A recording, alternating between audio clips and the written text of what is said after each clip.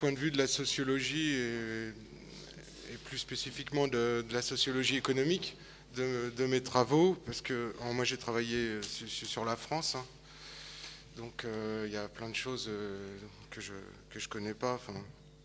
Mais déjà, ce que je voudrais dire juste en préambule rapide, c'est que je trouve qu'en tout cas cet ANR, vu de l'extérieur, à mon avis, donne un sérieux coup de jeune à l'anthropologie, et notamment ces questions notamment ces débats sur une perspective dynamique sur le temps qui passe, sur la question de la création versus la tradition. Et donc, du coup, ça permet en tout cas de nombreux débats qu'on retrouve au sein d'institutions liées au Popular Music Studies, par exemple l'Association internationale d'études sur les musiques populaires. Énormément de débats qui est au sein de l'IASPM sont liés à des thématiques qu'on a abordées cet après-midi. Et c'est vrai que souvent il manque justement une représentativité mondiale, en tout cas une représentativité hors pays occidentaux. En tout cas, elle est très faible. Et là, je pense que ça apporte énormément de choses de ce point de vue-là. Mais du coup, ce qui m'a en même temps un peu fasciné, ce sera peut-être la conclusion à la fin de mon dernier point, c'est que en même temps, j'ai pas vraiment été dépaysé au niveau des méthodes. C'est-à-dire que souvent, quand je lis de l'anthropologie ou de l'ethnomusicologie, je suis un petit peu dépaysé justement par les terrains, par les phénomènes tels qu'ils sont analysés in situ, en contexte. Et là, justement, sur les textes, j'ai pas été vraiment perdu sur les questions justement économiques qui étaient abordées. Et alors, la première réflexion que je voudrais évoquer, la première réflexion qui m'est venue, elle concernait le développement et l'évolution des courants musicaux à travers des étiquettes. Là, on a le rebetiko en Grèce, le tsapik au Madagascar, la champeta en Colombie, le sega, maloya à La Réunion. Et en fait, la première chose qui m'est venue à l'esprit, c'est les analyses, disons, structurelles en sociologie économique qui cherchent à réfléchir sur les évolutions dans le temps long.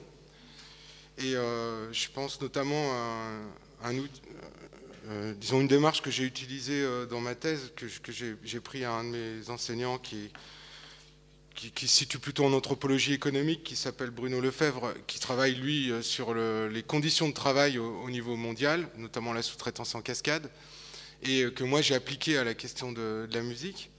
Et lui-même, Bruno Lefebvre, qui était un ancien étudiant de Robert Cresswell.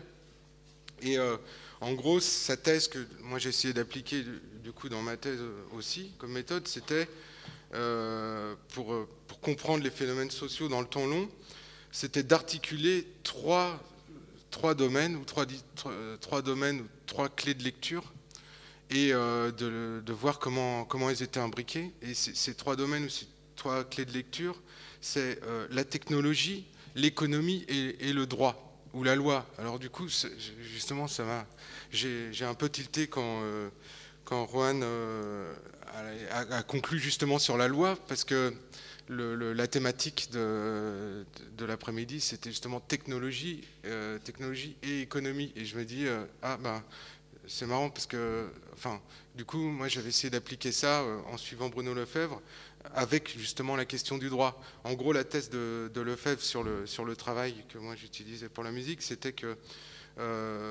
pour comprendre les phénomènes sociaux, donc on pourrait articuler la technologie, sachant que la technologie évolue à vitesse grand V, donc pose la question du court terme. Il y a une évolution rapide des outils technologiques, et à la fois de la manière dont ils sont pensés du point de vue pour le faire vite, des dominants, et comment ils sont réappropriés sur les territoires. La technologie donc à court terme qui évolue donc à vitesse grand V. Le droit, au contraire, qui évolue à très long terme. Donc si on envisage le droit comme science sociale, le droit qui tient compte des évolutions sociales, et donc l'évolution juridique, elle, Elle arrive toujours après coup, hein, c'est ce qu'on voit pour Internet, mais c'est ce qu'on a vu en général depuis 150 ans pour les évolutions économiques qui concernent la musique.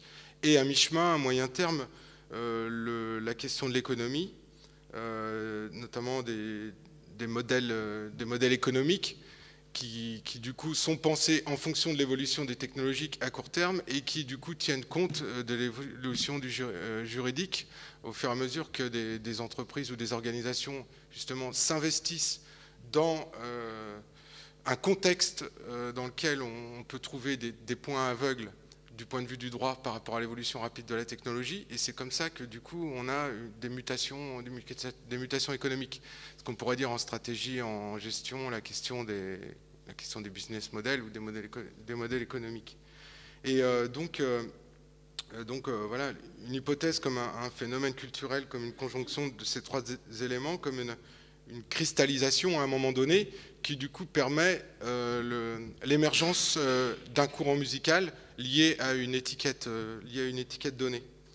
Et quelque part, la manière de penser de Lefebvre avec les outils de Creswell, quelque part ça rejoint une autre perspective, qui est une perspective fondatrice en sociologie économique, qui est celle de Richard Peterson, qui du coup lui, sans connaître ces travaux-là, a utilisé un peu la même méthode pour parler de la naissance de la country music aux États-Unis et du rock'n'roll aux États-Unis. Donc, notamment son célèbre article sur pourquoi en 1955, enfin pourquoi le rock'n'roll est né en 1955.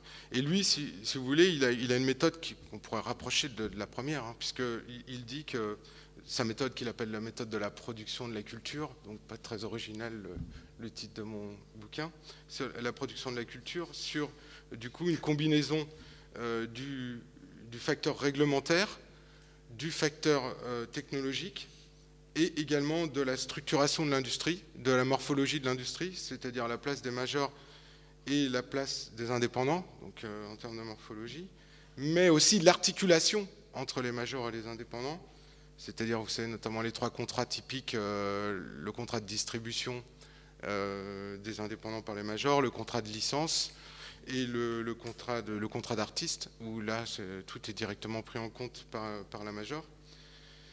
Et du coup, ce qu'il appelle la sous-traitance de l'innovation, qui est la manière, du coup, de comment les grandes entreprises utilisent les petites entreprises pour innover.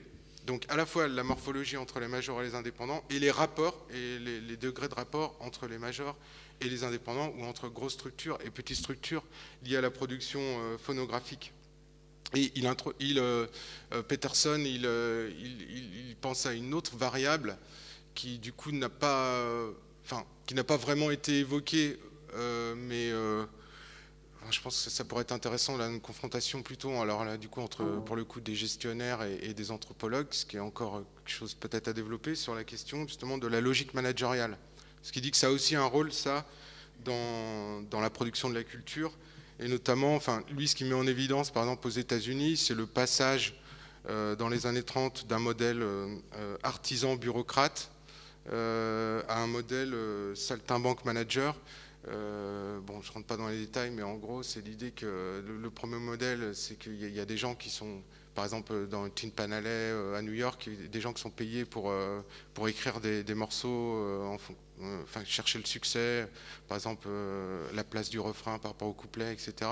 Et comment, du coup, les artistes sont embauchés, et comment il y a un travail entre ces artisans et du coup, les gens qui sont des interprètes de musique, à du coup, le modèle saltimbanque manager, où là, on recherche des artistes qui sont différents des autres artistes. C'est ce qu'on cherche en premier, c'est-à-dire des gens qui choquent, des gens qui apportent quelque chose de nouveau, et donc qui travaillent avec des managers, et ces managers qui circulent au sein de la filière, c'est-à-dire qu'ils peuvent à la fois avoir une activité de communication et en même temps une activité de production. Et d'ailleurs pour Antoine Aignon, on a aussi ce phénomène-là qui se déroule en France, mais plutôt dans les années 60. Donc par exemple, la logique des producteurs indépendants dans le hit parade, ou même ce qui se passe aussi avec le mouvement folk dans les années 60, c'est-à-dire dans cette perspective, c'est-à-dire que quelque part, il y a des gens qui sont plus proches du public, qui sentent davantage le public, donc les grosses industries disent il faut qu'on travaille avec ces gens-là pour du coup répondre à un marché de niche parce qu'on n'a pas le temps, ni on n'a pas les compétences pour répondre directement. Et du coup, j'ai pensé, par exemple, sur le rebetiko du coup, en Grèce, et toute cette méthode de production de la culture, même si elle n'est pas explicitée, enfin, on retrouve en fait des éléments des deux modèles que j'ai développés, là, l'articulation droit, économie, technologie, et enfin, on l'a vu, hein, je ne vais pas rentrer dans le détail, mais, ou alors également le modèle petersonien qu'on peut aisément appliquer en fait au rebetiko, mais aussi même, c'était le début de la communication de Guillaume Sanson, par exemple, quand il évoque la genèse d'une industrie de la musique à La Réunion.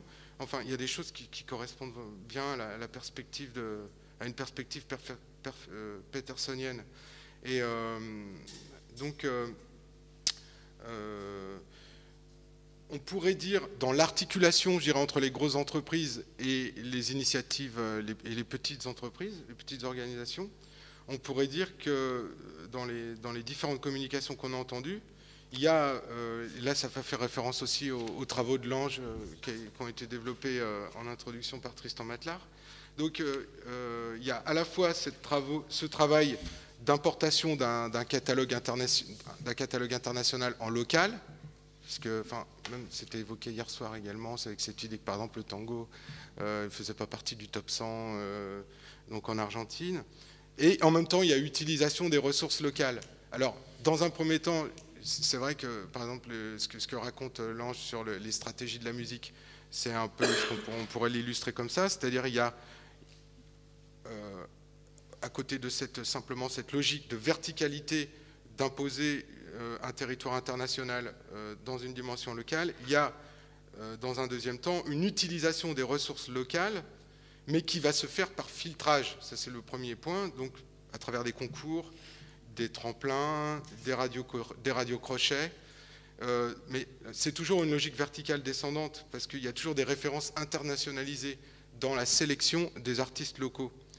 Mais il y a ensuite un second temps, c'est qu'il y a une exploitation des répertoires locaux, notamment des répertoires religieux, des répertoires traditionnels, avec par exemple ce que je donnais, l'exemple du folk en France dans les années 60, où il y a des répertoires de niche. Donc là, c'est encore une étape qui va un peu plus loin, où c'est pas simplement une stratégie des grandes entreprises, mais c'est une articulation entre les petites organisations locales et les grandes organisations, mais ça reste une logique verticale descendante, parce qu'il y a une élite, où il y a des directeurs artistiques qui, du coup, filtrent ces éléments-là. Là aussi, par exemple, c'est intéressant pour le rebetiko de savoir qu'au début, quand on construit le mouvement, on dit on prend que les chansons qui évoquent la question du hashish. Donc le répertoire du hashish. Alors il y a d'autres répertoires, mais c'est celui-là qui est mis en avant. Donc on voit qu'il y a en même temps une utilisation des répertoires locaux, mais qui sont filtrés dans une logique de rapport de pouvoir. Pour conclure sur cette première idée, qui est la plus longue, rassurez-vous, on pourrait dire que dans une logique globale, ce qui caractérise vos terrains, d'après ce que j'ai entendu, c'est que donc ces terrains-là hors Europe, c'est la singularité du facteur juridique ou la singularité du facteur réglementaire, et notamment la conception du droit d'auteur. On sait déjà qu'il y a des grandes différences, par exemple, entre la vieille Europe, et spécifiquement la France, et les États-Unis, parce que le droit moral, par exemple, il n'est pas présent aux États-Unis, où c'est le copyright qui prend l'importance la plus grande, où tout est orienté du côté de la production, alors qu'en France, il y a un rôle important de l'artiste qui reste.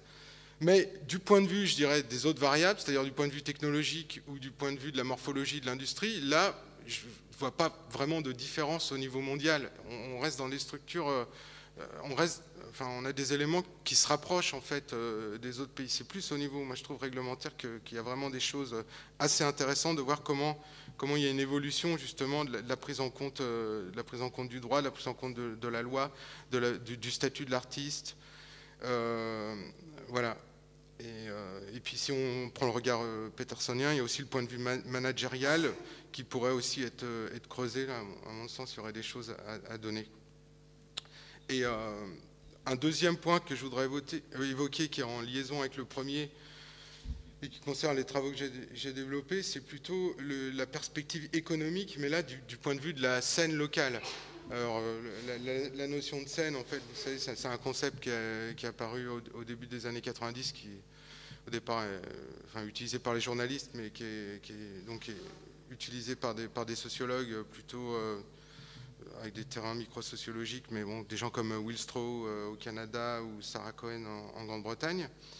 Et donc, un des éléments caractéristiques de la fin du XXe siècle, en termes de production, qui d'ailleurs est lié aux potentialités nouvelles d'un point de vue technologique, c'est l'apparition de nouvelles entités économiques qui permettent aux musiciens locaux de s'émanciper des professionnels des industries culturelles pour diffuser leur production via des cassettes, via le net. Et donc là, on quitte une logique verticale gérée par des élites ou des directeurs artistiques pour aller jusqu'à la construction d'un marché parallèle. Ce qui s'est passé en France avec le rock alternatif dans les années 80, où on a une filière qui va de l'artiste jusqu'au public et qui s'émancipe totalement des industries mondialisées.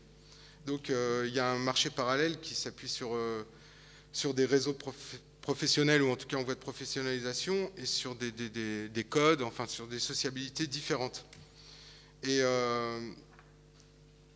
là, du coup, on voit que les étiquettes qui avaient pu être développées dans un premier temps vont être élargies.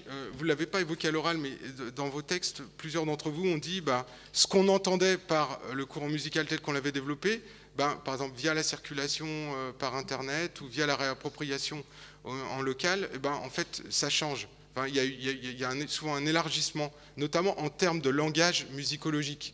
C'est-à-dire que ce qu'on met d'abord en avant, c'est les valeurs qui sont véhiculées par ces courants musicaux ou par ces étiquettes. Et à partir du moment où il y a une émancipation des acteurs économiques dominants, du coup, il y a un élargissement de ces courants musicaux. Et donc, il y a des créativités, il y a des choses, en fait, qui ne sont pas réellement pensées, qui tout d'un coup apparaissent.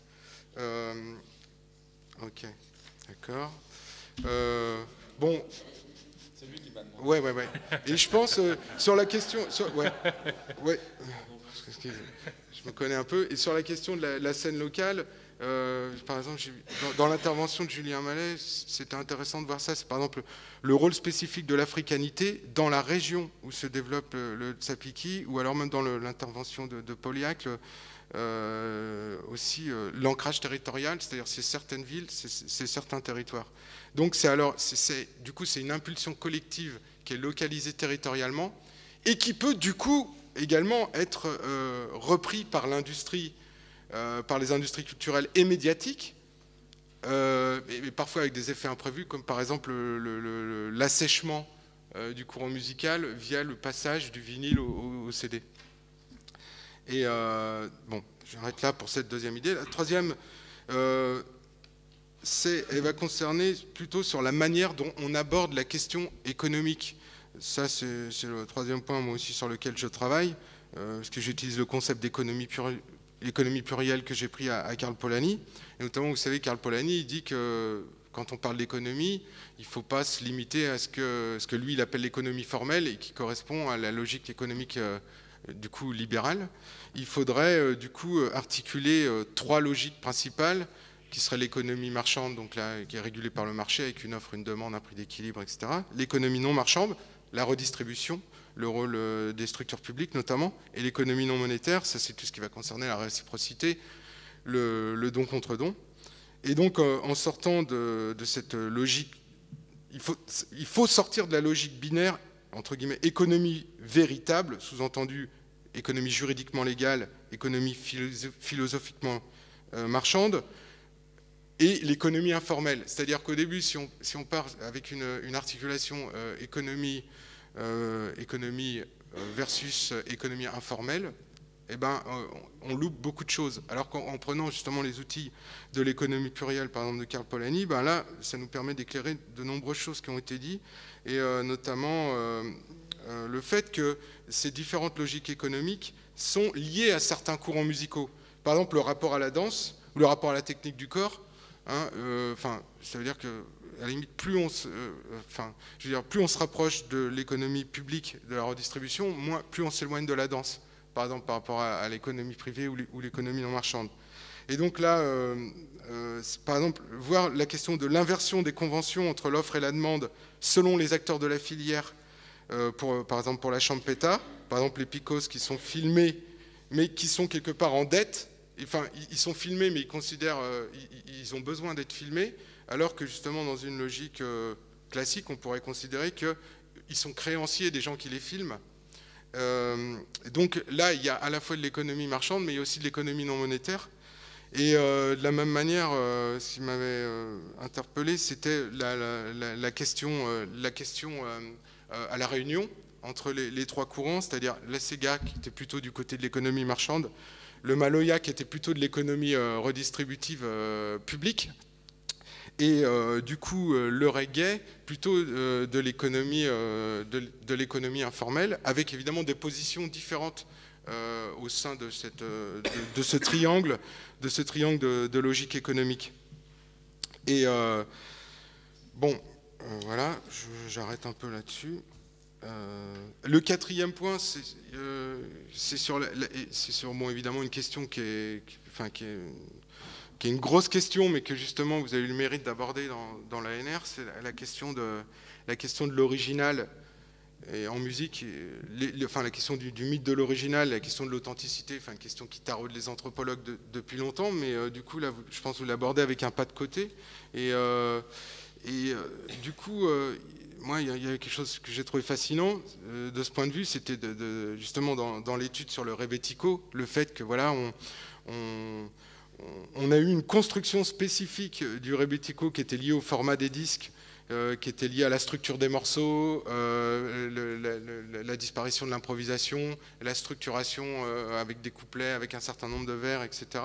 Et qu'avec le mouvement de retour aux origines, typiquement postmoderne, ben là, on est influencé par justement ce rebetiko-là, c'est-à-dire ce rebetiko enregistré sur 78 tours, et avec là quelque chose que je trouve vraiment important, c'est la question du charme du son, donc l'attrait du disque 78 tours et de l'aiguille et tout ça. Donc ça, qui est quelque chose qui est vraiment typique des théorisations sur la notion de popular music, par exemple Philippe Tagg ou d'autres chercheurs, et la question justement en France qui a été reprise par, sans connaître d'ailleurs les travaux anglo-saxons, mais par Marc Touchet avec la question des musiques amplifiées, c'est un peu ce qu'il voulait mettre en évidence, c'est-à-dire l'importance du son aujourd'hui, et sur les questions justement, je sais que vous en avez parlé hier, de la rétro-innovation, par exemple chez Simon Reynolds, mais donc la question de recherche de l'authenticité via le retour à des modes anciens, ou des représentations de ce qu'est l'authenticité ancienne, et l'utilisation de l'industrie du disque pour ça. Donc comme par exemple le mouvement folk autour du Greenwich Village dans les années 60, où l'apparition du terme folk, c'est on rassemble toutes les séries de l'industrie du disque américaine, c'est-à-dire que ce soit le hillbilly, chez la musique pecno blanche, quoi, que les Race Records, ou même que la musique cajun, et tout ça, ça devient la musique folk dans les années 60, parce qu'on redécouvre les enregistrements des années 30 en considérant que quelque part c'est ça l'authenticité de l'ancien, quoi. Et donc c'est plus que la structure musicologique des morceaux, c'est davantage la production sonore qui joue un rôle là-dedans. Donc voilà. Et le dernier point, c'est quelque chose que ça, j'avais jamais pensé à ça. J'ai pensé à ça en écoutant les 4 interventions et en lisant les 4 textes. C'est comment ces courants musicaux locaux, quelque part, s'intègrent dans d'autres courants musicaux populaires ou cannibalisent d'autres courants musicaux populaires.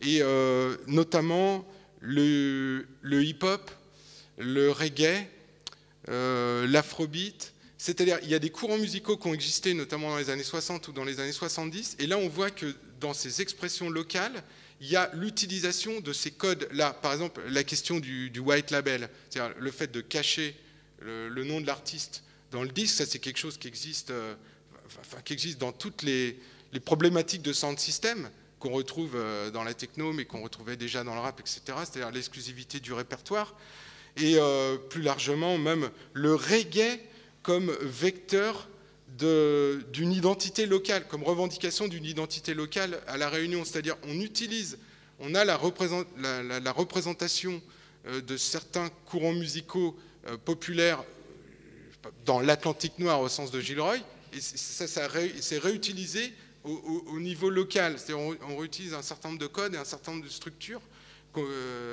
qu'on se réapproprie. Donc là, c'est comme s'il y avait deux niveaux. Il y a eu déjà un premier niveau de réappropriation par un certain nombre de courants qui, du coup, sont devenus comme des éléments, un peu des canons, qui sont réappropriés une deuxième fois par des courants musicaux locaux. Et ça m'a fait penser, par exemple, aux travaux que j'avais menés sur la scène heavy metal à Casablanca, où là, on avait une adéquation entre les représentations perçues par les jeunes Marocains sur ce qu'était le métal, et comment ils trouvaient que justement le métal ou le rap, ça correspondait à leurs préoccupations, et comment après, avec le courant fusion, il y a un mélange par exemple du métal ou du gnawa, ou du rap et du gnawa, et par exemple d'autres courants que eux ils considéraient comme absolument extérieurs à leur point de vue, comme par exemple le punk. Le punk rock, ça, alors texto, donc les Marocains me disaient le punk ça peut pas marcher dans les pays arabes et ni au Proche-Orient ou au Moyen-Orient. Et ce qu'on voit, c'est que l'apparition d'un punk musulman, donc le mouvement Takwakor récent, c'est aux États-Unis, c'est dans les États-Unis post-11 septembre que ça apparaît, parce que la question du punk musulman, c'est quelque chose qui ne pouvait pas apparaître justement dans ces propres pays-là. Donc comment on utilise en fait des courants musicaux théorisés ou considérés comme des éléments de résistance par la première école des Cultural Studies, comment on les réutilise après dans un niveau local en utilisant ces codes-là, mais tels qu'ils sont représentés au niveau local. Ce n'est pas forcément des éléments dans l'absolu. Et donc, pour conclure, je dirais que ce que vous apportez, et donc qui est super, qui est vraiment précieux, ce que vous pouvez apporter en tant qu'ethnomusicologue ou en tant qu'anthropologue sur une lecture anthropologique des paramètres de la production de la culture, notamment par exemple dans la ritualisation, comment les musiques sont jouées en direct dans les cérémonies, etc. Moi, j'aimerais bien que vous puissiez aussi l'apporter dans les autres paramètres de la production de la culture, c'est-à-dire plus spécifiquement dans la technologie, dans la loi et dans l'économie. Quelque part que vous réanthropologisiez, par exemple, l'utilisation ou les usages d'Internet. Parce que autant j'ai été soufflé, par exemple, par les cas de communication, mais par exemple, sur la question de la champeta, par Juan, autant la deuxième partie qui concernait Internet, je trouvais que quelque part ça aurait été précieux d'en faire une observation participante et de voir de quelle manière anthropologiquement, de voir de quelle manière anthropologiquement l'outil Internet était utilisé, davantage. C'est comme si tu avais fait un terrain sur la première partie, mais sur la deuxième partie, tu étais resté plutôt derrière ton ordinateur pour analyser. Et donc voilà, rapidement. Bon, merci. Donc maintenant, si vous avez des questions à poser. Merci beaucoup, Jérôme. Je vais peut-être laisser réagir les intervenants directement. Je voudrais juste reprendre ta notion d'économie plurielle qui, moi, me plaît bien. Et je rajouterai un type d'économie dont tu n'as pas parlé et dont on n'a pas encore parlé, mais dont on parlera demain, qui est l'économie morale autour du religieux. Et qui est très, très forte en Afrique de l'Ouest dans les musiques populaires religieuses, qui donne lieu à une économie morale de la redistribution, avec là aussi des logiques économiques particulières, des entrepreneurs du religieux particulier et des normes d'autorité encore différentes, mais ça sera l'occasion de prolonger demain, de voir ça. Donc, si vous voulez réagir... Bon, je vais réagir puisque tu as fini par cette question du terrain. J'étais justement en train de chercher une image pour compléter peut-être cette question de terrain, des usages d'Internet. Bon, il y a un certain nombre de choses que je n'ai pas eu le temps de dire, mais bon, d'une part, c'est sûr que ça c'est une grande question. Comment il faut faire un terrain pour voir plus fouiller pour voir justement quels sont ces processus d'appropriation, les usages, et même au-delà, quels sont les imaginaires que ça suscite, les imaginaires de modernité, etc. Mon terrain à Carthagène, dans le cadre de Telecentros, s'est limité juste à vérifier l'hypothèse de la réception locale de cette production musicale locale. Est-ce que les télécentres, en gros, servaient comme vecteur de diffusion et comme point de réception pour ces produits de l'industrie locale de la champeta? Il s'est avéré que c'était le cas. Alors, qualitativement, comment est-ce que ça se passait? Quels étaient les discours qui tournaient autour de ça? C'est quelque chose qui reste à approfondir. Mais le terrain a permis de confirmer qu'il y avait une réception locale de deux manières. Par quelques entretiens très, très ponctuels, mais surtout par la vérification des historiques des navigateurs, des postes informatiques qui permettaient de constater sur une période de 3 semaines, donc le maximum que le navigateur peut archiver, la présence de sites internet de cette industrie locale et des sites YouTube diffusant des vidéoconcerts. Donc c'était un moyen plus quantitatif qu'autre chose, mais c'est vrai que oui, il y a tout un univers à découvrir là aussi. Merci. Je ne sais pas si ça a été une partie majeure de ton travail, mais je me souviens que tu nous avais aussi fait une étude vraiment très intéressante de tous les commentaires qui étaient faits justement sur ces vidéos mises en ligne sur YouTube ou autres. Et peut-être aussi, ça rentre dans ce cadre-là aussi. Peut-être tu peux en dire un mot. Oui, effectivement, parce que là il faudrait aussi presque revoir la notion de terrain dans le contexte Internet. Qu'est-ce que c'est qu'un terrain ethnographique? Est-ce qu'on peut parler d'un terrain ethnographique sur Internet, sur les réseaux sociaux? Est-ce que ces réseaux, on peut les décrire comme des formes nouvelles formes d'oralité ou ce genre de choses, en se méfiant bien sûr de la tendance technocentrique, j'ai bien noté. Alors, oui, donc toute une partie de l'enquête s'est déroulée sur Internet, sur l'enquête du réseau YouTube en particulier, et à la fois d'un point de vue quantitatif et qualitatif. Donc il y avait une partie qui était l'analyse des commentaires, qui n'a pas finalement... j'ai tenté à un moment donné de faire une analyse qualitative de tous les commentaires, mais c'était une masse de données dont l'exploitation allait prendre tout simplement beaucoup trop de temps, ne serait-ce que parce que les gens n'écrivent pas forcément, il y a des erreurs d'orthographe dans les commentaires ou des expressions que éventuellement des logiciels de traitement qualitatif permettraient de traiter, et finalement on ne peut pas le faire. Cependant, bon, il y a quelques éléments. D'une part, on peut voir aussi la présence de... Non, on peut le vérifier d'une autre façon, quantitativement. Par exemple, en suivant les profils des internautes, on peut vérifier l'origine. Où sont-ils? Sur un échantillon large, il y a des tendances qu'on arrive à repérer. Après... j'ai pu prendre contact avec des personnes, là ce n'était pas en analysant les commentaires, mais en les contactant directement. Par exemple, sur le corpus Champeta dans YouTube, la première personne qui avait diffusé un vidéoconcert, c'était un Colombien qui habitait j'oublie à chaque fois, en Norvège, je crois, et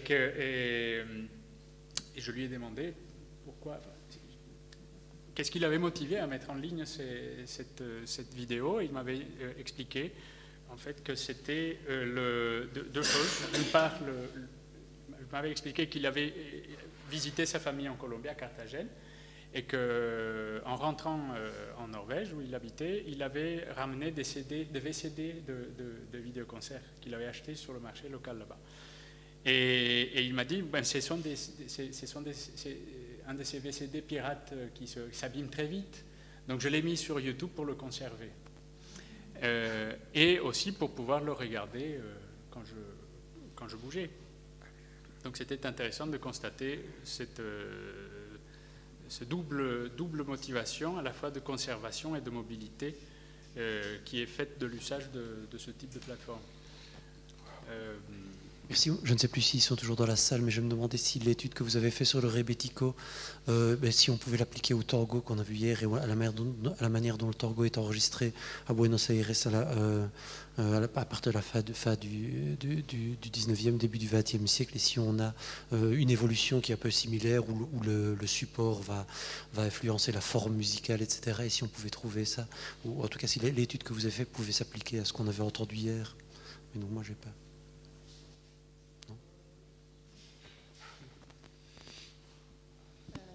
Moi, je trouve qu'il y a pas mal de choses qui se sont passées de façon pareille. Je connaissais déjà le travail de Panayota, mais en l'écoutant aujourd'hui, je me suis dit, bon, alors c'était franchement comme ça à Buenos Aires. Sauf que la question de la duration, je pense que ça ne s'applique pas au tango.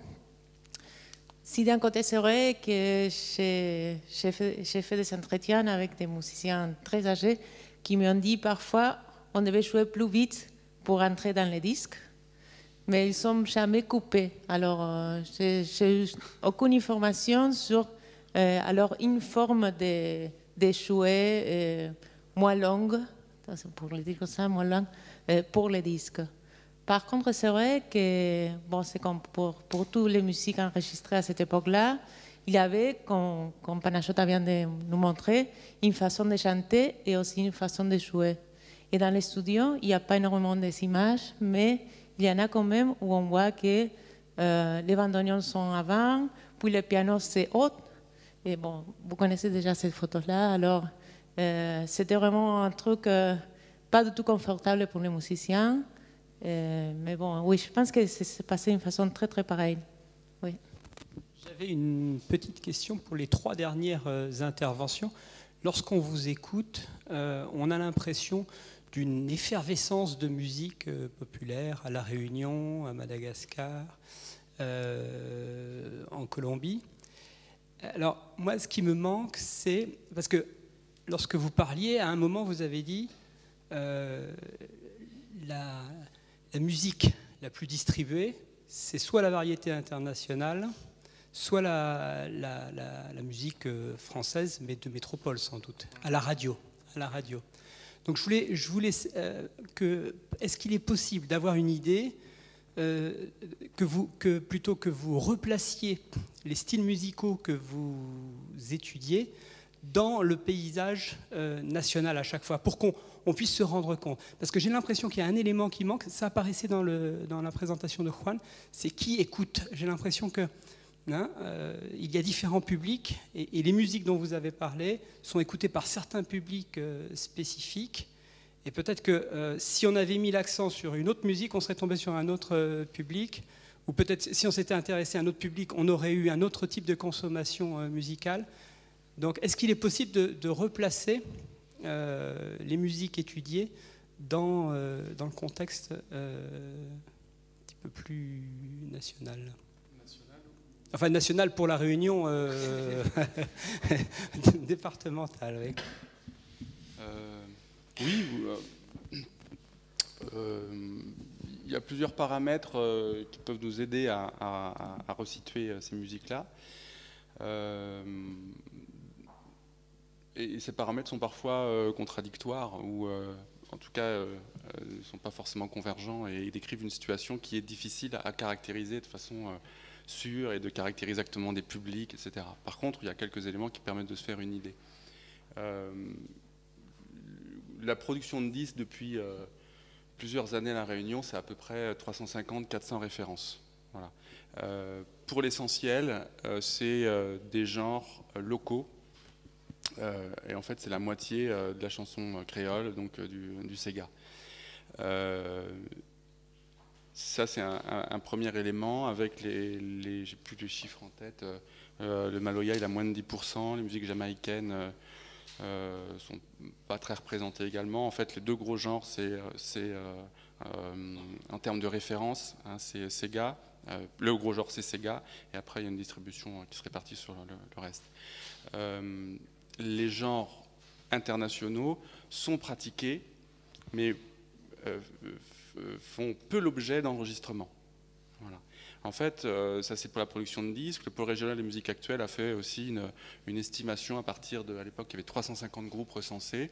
Ça vaut ce que ça vaut, mais on avait regardé un peu les affiliations stylistiques. Et les affiliations stylistiques dominantes, c'était le Sega, le Maloya et les musiques jamaïcaines.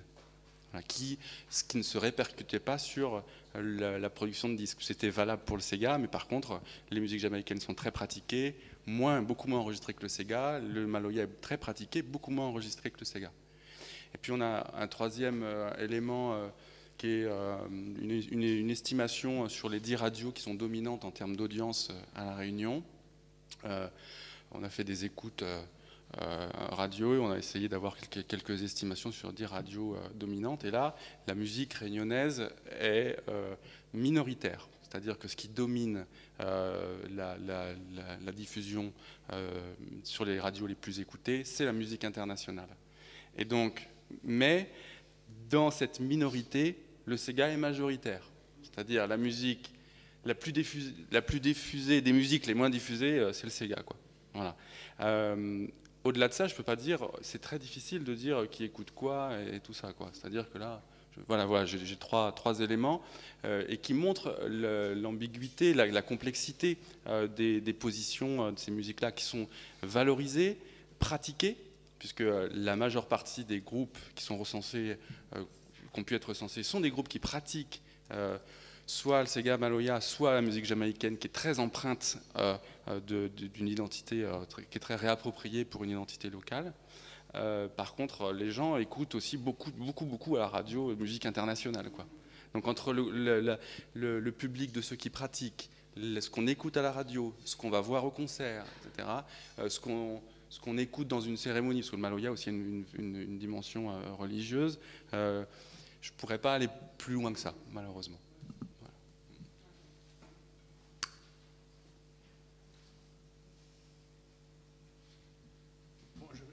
Ajouter un élément pour le problème, un corpus comme celui de YouTube, quelque chose qui serait intéressant de faire. Je n'ai pas des éléments de réponse là-dessus, mais serait de vérifier auprès des internautes qui laissent des commentaires, par exemple, dans quel pays est-ce qu'ils sont inscrits. Surtout le corpus, mais là, pour ça, il faudrait développer des applications spécifiques pour aspirer ces données-là et en faire une base de données. Mais ça pourrait donner des choses intéressantes et peut-être inattendues. Peut-être un élément, pardon, je suis en train de repenser pour la réunion là. C'est toujours aussi de faire la part des choses entre le réel et les représentations que se font les gens, mais le Sega est pratiqué, il est connu pour être pratiqué de façon un peu transcommunautaire, en dehors des communautés, enfin des appartenances d'origine. Voilà, c'est vraiment une musique de fête, de mariage, tout ce qui est lié au baptême, les communions, vraiment une musique familiale et tout ça. Tandis que le Maloya, il tient une position qui est plus complexe, qui est plus compliquée dans la mesure où on entend souvent des gens qui dénient au Maloya sa valeur, c'est une musique qui est marginale dans les programmations de DJ, que ce soit en discothèque, que ce soit dans les fêtes, etc. Et donc qui a été longtemps lié à une communauté d'origine des descendants d'Africains et dans une autre mesure indiens, et qui a été très lié jusqu'aux années 70 aux travailleurs de la plantation au niveau rural, quoi. Et donc c'est dans les années 70-80 que cette musique est entrée dans l'espace public. Et donc voilà, on a aussi là des éléments qui permettent de situer éventuellement les publics.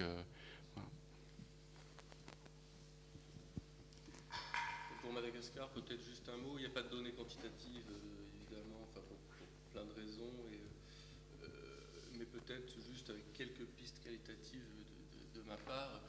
D'abord, c'est un passage au national qui est récent, qui est en train de se faire, et même au-delà de ça, un marché régional qui est un marché naissant aussi, qui est peu structuré, qui est structuré largement sur des critères informels, et un marché de copies de cassettes, etc., et de vidéos et de VCD, qui est très difficilement quantifiable, mais qui par contre est omniprésent dans l'espace sonore public de la ville et de la campagne, et dans l'écoute quotidienne à la radio au niveau régional, au niveau national, qui est très récent mais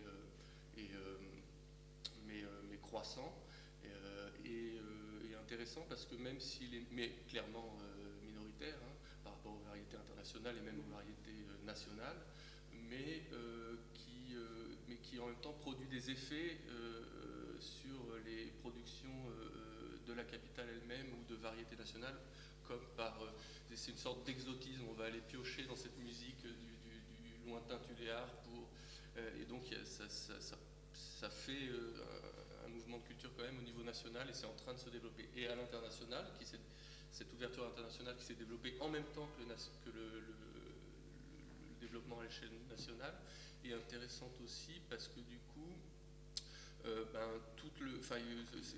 aussi on ne peut pas quantifier un public, c'est quelques musiciens, c'est en train de se faire à travers des réseaux très spécifiques de world music, de festivals, etc. Mais parallèlement à ça, il y a tout un réseau d'un public underground, de nouveau, de Français, de Parisiens, de Nantes, de Saint-Nazaire. Il y a des réseaux qui commencent à se créer autour de cette musique, de gens déçus par les scènes classiques, par les scènes, et à travers notamment des bals qui sont organisés et qui correspondent à la façon dont est jouée cette musique aussi, des bals qui durent toute la nuit, sous des chapiteaux, dans des squats, dans des lieux comme ça. Et là, il y a quelque chose qui est en train de se faire et qui est intéressant. Alors, si on le quantifie, c'est dérisoire, mais par contre, ça correspond aussi à des attentes qui peuvent être partagées sur certains points d'échange entre ces musiciens et un public ici, un public particulier, mais ça pose des choses intéressantes. De même que on retrouve des choses aussi entre les interventions, pas toutes, mais sur cette idée, et en France aussi, à Madagascar, sur cette idée que le support finalement, qu'il soit vidéoclip, sonore, souvent dans le Tsapik c'est le cas, c'est une carte de visite. Dans les chansons, sur les cassettes, ils annoncent le nom du groupe, où on peut les trouver, etc. Sur les vidéoclips, il y a un numéro de téléphone où on peut les contacter, et donc ça évite les intermédiaires.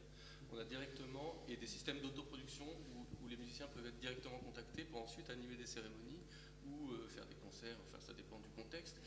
Et ça, on le retrouve dans la champeta, dans cette court-circuitage des intermédiaires, ou en tout cas, et cette utilisation des supports comme support de diffusion et pas comme produit fini. Et c'est aussi, si on le prend à l'envers en France, une des facettes de la crise de l'industrie du disque, qui n'a pas su... voilà. Et la remontée, par ailleurs, du spectacle vivant, ou en tout cas d'autres formes d'expression live, etc. Et finalement, beaucoup d'artistes, la majorité, pas tous, mais préfèrent ne pas avoir de copyright ou vivre de la vente de leur disque, mais le diffuser le plus possible. Et ça, c'est des choses qu'on retrouve dans... C'est-à-dire que vos artistes ont trouvé des solutions aux problèmes de la concurrence Internet, là où les grandes majors n'ont pas encore trouvé la clé. Oui, enfin, bon, après, ils sont aussi dépendants d'autres, en partie, oui. Si je peux juste... deux petites idées. La première, c'est que c'est intéressant parce que l'enquête, je ne sais pas si vous connaissez l'enquête de Moureau sur la base de données de l'ADAMI, enfin des interprètes, enfin met en avant que la version piratage, elle est dépendante de plusieurs variables, et j'en citerai deux juste pour rebondir sur ce que tu disais. La première variable, c'est que plus les artistes ont des contrats importants avec le milieu du disque, et plus ils ont une aversion au piratage. Mais par contre, c'est plutôt une courbe en cloche, c'est-à-dire que les artistes qui s'autoproduisent, enfin qui autoproduisent leurs disques et qui sont à la SACEM, ils ont une aversion au piratage plus grand que ceux, par exemple, qui sont signés sur des labels indépendants dans lesquels ils n'ont mis aucun de leur argent. Donc de ce point de vue-là, il y a les gens qui sont signés sur des très grosses structures ou les gens qui s'autoproduisent en tant que producteurs qui ont une aversion piratage. Et la deuxième chose, c'est que plus les gens gagnent leur vie par la musique live, donc les prestations de concert, et moins ils ont une aversion au piratage. C'est-à-dire qu'en gros, au niveau de la structure de leur budget, quand ils font beaucoup de concerts, ils en arrivent à cette conclusion de dire au moins il y a un buzz sur Internet, on entend parler de moi, et donc je trouverai davantage de concerts, donc je gagnerai. C'est assez logique, mais en même temps, il y a eu tellement une idéologie sur la question du droit d'auteur et la place de l'artiste sur le droit d'auteur, qui a été orchestré notamment via Adopi, etc., qu'on a tendance à oublier ça, qu'il y a vraiment des disparités chez les artistes et qui dépendent à la fois de leur position mais aussi à la fois de la structure de leurs revenus et notamment entre droits d'auteur, contrats avec les industries culturelles et activités dans le spectacle vivant. Et juste un deuxième point que je voulais dire, c'est que en fait c'est vrai que quand on entend la musique là que tu nous as fait écouter de Madagascar, enfin moi je trouve que en tout cas moi ça me je trouve ça assez branché entre guillemets. Enfin, je me dis ça plaît potentiellement aux amateurs, je dirais, d'avant-garde, de musique pop d'avant-garde en France. Enfin, et d'ailleurs dans les pays occidentaux, avec notamment un courant qui, moi j'écris dans un magazine de rock indé, de rock indépendant, le courant de l'afro-pop, enfin avec plein de groupes récents. Et donc l'utilisation des rythmes, enfin d'un certain nombre de rythmiques et même aussi des riffs de guitare, le son de guitare aussi avec une légère distorsion, etc., qui est complètement, en ce moment, qui est complètement d'actualité. Donc je comprends qu'au bout d'un moment, il y a des gens qui le reçoivent simplement avec les codes de l'avant-garde et se disant mais c'est génial ce truc. Et en fait, par contre, la cannibalisation de ces courants via d'autres codes, comme je disais, le code du hip-hop, le code du reggae, etc. J'avais juste une toute petite question, c'est là, la figure du guitar héros, où ça vient d'où là? Parce que ça, c'est une autre manière. Est-ce que ça vient des années 70? Est-ce que ça vient de l'afrobeat? Non, par le hip-hop, tout ça, il n'y a pas. Non, bah justement, ouais, là, pour toi, c'était plutôt... La figure du guitar héros, c'est à la fois, ça prend sens bon, je n'ai pas le temps de développer, mais dans le cadre cérémoniel, parce que c'est le guitariste qui va jouer avec les familles qui arrivent avec leurs dons et qui va, à travers en mobilisant des motifs plus ou moins rapides, plus ou moins resserrés, gérer la tension, l'effervescence ou la calmer par rapport à ces familles qui défilent. Donc il y a tout un jeu autour du guitariste qui est central, et dans la reconnaissance des groupes qui sont labiles, les musiciens changent, mais le soliste a une importance centrale, donc dans le cadre du monde de Tsapic, on va dire. Et au-delà, il y a aussi des références, je n'ai pas pu le montrer explicites à Jimi Hendrix, parce que au moment où est née cette musique dans les années 70, 80, c'est la rencontre de ces musiques africaines par le biais de l'industrie du disque, de musiques locales villageoises, et aussi de ces figures par le biais de la diffusion des 45 tours et ensuite des 78 tours, etc., de figures comme Jimi Hendrix, et ils connaissent ces figures et elles sont réappropriées dans le cadre des cérémonies rituelles aussi, où le guitariste va se mettre à jouer de la guitare avec les dents, ou tout d'un coup, dans cette grammaire qui est très locale, musicale, insérer un riff plutôt à la Jimi Hendrix, en jouant sur cette saturation aussi, qui n'est pas une saturation d'effet, mais une saturation, parce que c'est joué sur des poteaux à travers des haut-parleurs qui diffusent le son le plus loin possible pour que tout le monde vienne. Enfin, il y a un sens à ça aussi dans le cadre villageois, mais du coup cette saturation subie par le matériel bricolé, par la puissance sonore, ils en jouent également, et il y a un branchement.